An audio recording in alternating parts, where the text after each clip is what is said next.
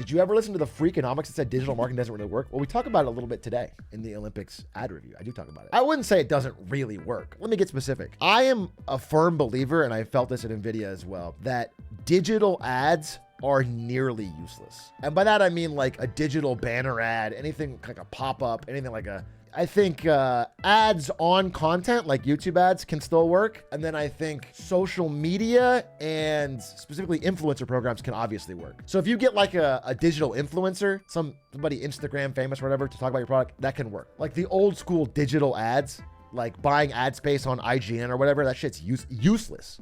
Everyone completely ignores it. But here's the worst part. It's worse than useless. Because not only do they ignore it, but then there's so much fraud. There's so much fraud in the system where you get false clicks, fake clicks, like middlemen scamming you out of your money. And all of that makes you think that it's trackable, that it's working. But then the sales don't actually go up. You're not actually getting more sales. So much money has been poured into this from marketers all over the world at all different companies. And the return has been so low. There's actually a great book on it.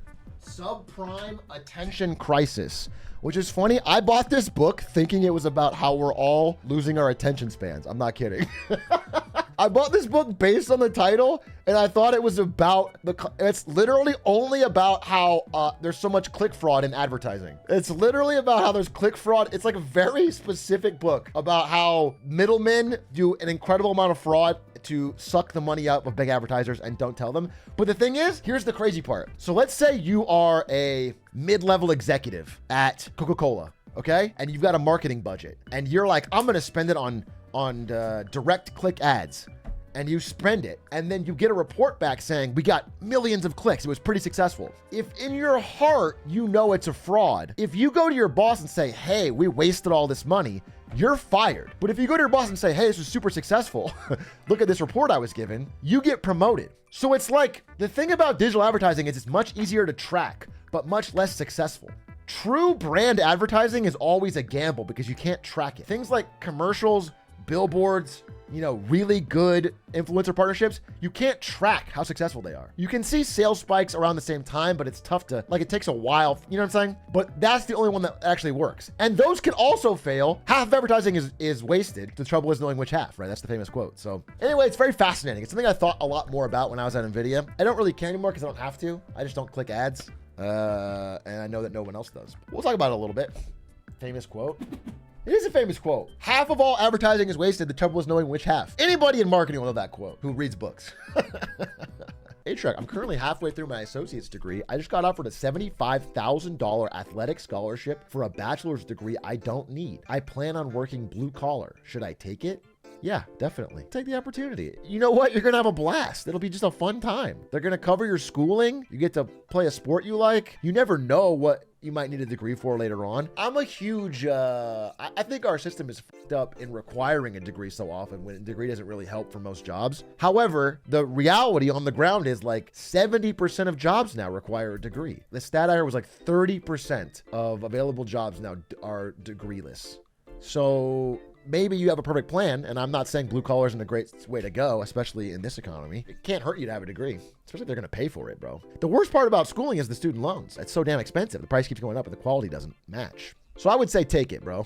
My degree helped me become CEO of Amazon. Wow, congratulations, Andy Jassy. I didn't know you were a 9-month subscriber. Thank you so much, bro. Good to see you. Every time I think of Andy Jassy, I just think of this because it's my only experience with him. Because I wasn't at Twitch that long after Amazon got there. But the funniest thing about Andy Jassy is he used to run Amazon's most successful business, the cloud business. If you guys don't know, like almost every website is hosted on AWS, Amazon Web Services, which is their cloud. He was a rocket ship. That makes all of Amazon's profit. Amazon's entire delivery business is like flat to even, zero margin, makes almost no money, because they reinvest it all. But the cloud business is so profitable that it makes the rest of the business profitable. And so Andy Jassy runs that. It's a huge success. He gets rocket shipped to the top and he becomes CEO when Jeff retires. Incredible story. But before he was CEO, he was head of that business. And as he was getting promoted, they kept giving him more and more responsibility. And one thing they gave him was Twitch and all of the game stuff for Amazon. Because they're like, oh, you know cloud, you know the internet, you love games. So they gave him all of the games. So Andy Jassy had all of this under him. And Twitch, as you guys may or may not know, lost a ton of money. Very unprofitable company. And they had just bought it for $1 billion. And they were like, why is it making no money? But thankfully, at the exact same time he was given control of Twitch, he was also given control of Amazon Game Studios, which made games like New World and shit. And they lost so much money, it made Twitch look good. Andy Jassy only had time to yell at one of us. He would avoid yelling at Twitch because of how bad Amazon Game Studios was. So Twitch went under the radar. You know, the Eye of Sauron wasn't on them for a long time until later, and they had to fire the CEO and everything. But at the time, like, Twitch skated for so long because of how bad Amazon Game Studios was, which is like a funny little memory. Big A, do I become a glorketer and watch the stream, or do I do my 16-page A-push essay summer assignment that's it's doing a week? Who gives a shit? You're gonna do an assignment that's doing a week today? Also, ChatGPT, bro. That's crazy. That's crazy. You're gonna do it a week ahead? If it's due tomorrow, due tomorrow. No, I don't know. Do people still legitimately write 16-page essays for class without ChatGPT? I feel like that's so impossible to resist. The students I knew in high school, none of us, if we had the opportunity to have it generate, or like what we probably would do if it was like an honors class, you know, and you're really trying to, you would generate it, and then I would probably just change it. You know what I'm saying? You would generate a 16-page essay, and then you would change it. You would like, it would still be like majority. ChatGPT is gonna ruin the next generation? Yeah, I mean, yeah.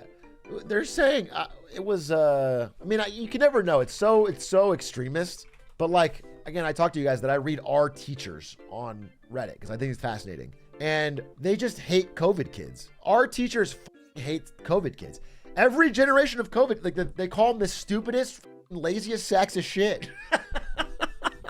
All COVID kids are like, they can't pay attention. They can't write, they can't read. They went from like asking for absences to just telling you. That's the main thing I hear is like, COVID kids will be like, hey, I'm not going in today. Thanks for understanding. They'll send that email to their teacher.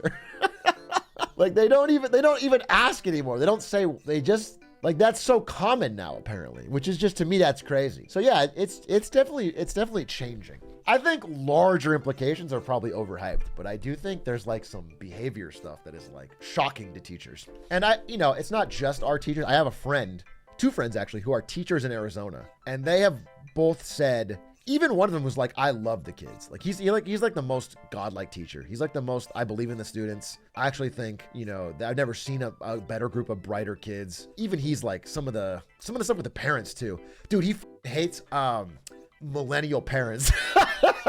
So let me roast myself as well, or roast millennial parents are bad, dude. In that, and this is his take, and again, this is only one person's take in one part of the country, but like, millennial parents are so uninvolved in their child's academic success, as in like, they don't care. They do not care. They are just, they're putting them at school. Maybe not they're uninvolved with their life or whatever, but like in terms of like, parent teacher being involved, checking on them, making sure that they don't care. It's a students go to school, the school has to deal with it. It's not a parent involved process to the millennial.